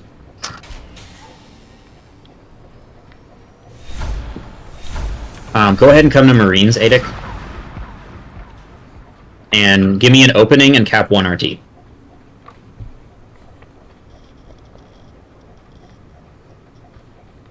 Because the opening is the same regardless, right? Like, you're going to get armor 1 here. Right? You get armor... Yeah, go ahead and get armor 1. Yep. So, now that you have armor 1, you have observation, you're down to 2 RTs. What do you do next? It really boils down to 2 basic principles. So the first one is, are Marines holding map coverage and aliens just happen to do a pack play? Or are Marines getting shit on? Because those are really the 2 major reasons you're down to 2 RTs, right? Is either aliens made a big play, or your Marines suck. If your Marines suck, you need to focus on getting phase gates. Because with phase gates and bodies, you can hold up to 3 RTs just by putting a gate on each RT that you want. And you just provided the aliens with bodies until you get the resources you need to get more arms lab tech. So you get gates, then you get A2, WEP1, etc. If your Marines are good, but you got played... Yeah, if you're stuck on 2, and it's because your Marines suck, you gotta get gates. If you're stuck on 2 because the aliens made a big play and you just lost all your res, like say you had 4 RTs, 5 RTs at the beginning, and they get lurks and they just wiped a whole bunch of your res, you could still go armor 2 and then get gates. Or weapons 1 and get gates. Ideally weapons 1, probably, so that you have more res to play with. But in that case, your Marines aren't inherently terrible, right? Your Marines are generally speaking going to be able to hold a couple RTs if you just tell them to batten the hatches. And they should be able to cap back up to 3 or 4. You just got outplayed by pack play. And then you can get gates right after. And the benefit of that, of course, is that you're not too far behind on arms lab tech. So you're not in a really rough situation where you're like throwing bodies at aliens and praying for success. Does that check out? That work for you? Make sense? Yeah. And it's tough. It's really tough to be in a situation like that. And part of it is also learning when to adapt your Marine to play more like aliens. Because generally speaking, on most maps, you get 2 naturals on both sides as Marines. But if you're really hurting on res, you pivot and you only do 1 lane. Right? So you leave gravity alone entirely if you keep losing gravity, and you get observation and monorail. And you just hold those 3. And if you can get E-flow, great, you get 4, but otherwise, keep it to 3. And you just take the 3 like you do with aliens. Tram, North Tunnels is alien. You mean if you lose North Tunnels as aliens on Tram? You lose the game. That's very straightforward. You can't win. Yeah, if you lose North Tunnels early game as aliens, it's over. You can just concede and start a new game. The only way I think you can recover from that is like get a whip and try and block off If you north with a plan whip. that and you get a whip early, that's one thing. But if you've already lost it all and you lose the cysts immediately and you can't even cap platform, you're done. Unless you can get a good spawn wave to clear them all. That's your last ditch is to get a spawn wave of skulks with gorges and just clear that north side. But if you're consistently held out until lurks in north tunnels, you can forget about it. The game's over. You're held out until lurks. They just cut your entire map in half. There is nothing you can do. Repair is Well, never it an means option. that Marines have been sitting on 5 the whole game, and it means that you've been sitting on 1 to 2. That is irrecoverable. You can't come back from that. Even if you do manage to cap north with lurks, likely what will happen is Marines will walk in with weapons 3, whatever they want, and you get deleted. Yeah, you're and too you far. barely have fades. You can So sit back too hard. right, you're basically fucked. I mean, you can argue that if you lose Nano really early on Veil with like an early East Gate or something like that, and you can't cap C12 or Overlook, you can be in a really bad spot like that. But Kinda, Tram is but- really the worst offender by a huge margin for that, where like there is just one lane on Tram that if it gets occupied, you're fucked. But also, if they just focus super hard on Nano early on, you can just take the rest of the map. It depends on what they do. Like I said, if they get an early East Gate and take Nano at like the minute mark or the minute and a half mark, which is technically possible. At that point, I think you probably win, because if they went fast gates, they have no armor, you can shred all the res, they're all focused on Nano, they shouldn't be able to hold Nano if you have like bare minimum Skulk level, because their armor is 0. Yeah, it's just Especially when even Lurks pop it's- if you're on 3RTs. it's tough. It really is tough. Like if you get Marines laning and it depends If if you you can start adapt, and Marines have then you really should be like fine. dominated your sys chain. It can be tough. It's not as bad as North Tunnels by any stretch, but you are in a tough spot by a good margin. It's recoverable, especially because with Veil, you have options like Nano is in a spot where you can go and hit other lanes, and you can usually cap other lanes because it takes a lot of Marines to hold Nano early. It's very far away Generally from everything speaking, else. right. Generally speaking, you have more options. Whereas on Tram, it's North Tunnels or die. Whereas on Veil, you have the side resource towers you can cap. Similar how I showed you on this map, where It's not a hive you know location. the middle third RT gets whacked by Marines. You can just cap a different direction, and you can do that on Veil as well. Obviously, it sucks to lose Nano super early, but that happens sometimes. And instead of just conceding, you can cap to the sides. You can there are other plays. So with that one, I'm gonna go ahead and we can close this out, and you can kill the recording if you want, Wraith, and then Adic, I'm happy to stay on a bit longer and go through some more scenarios with you.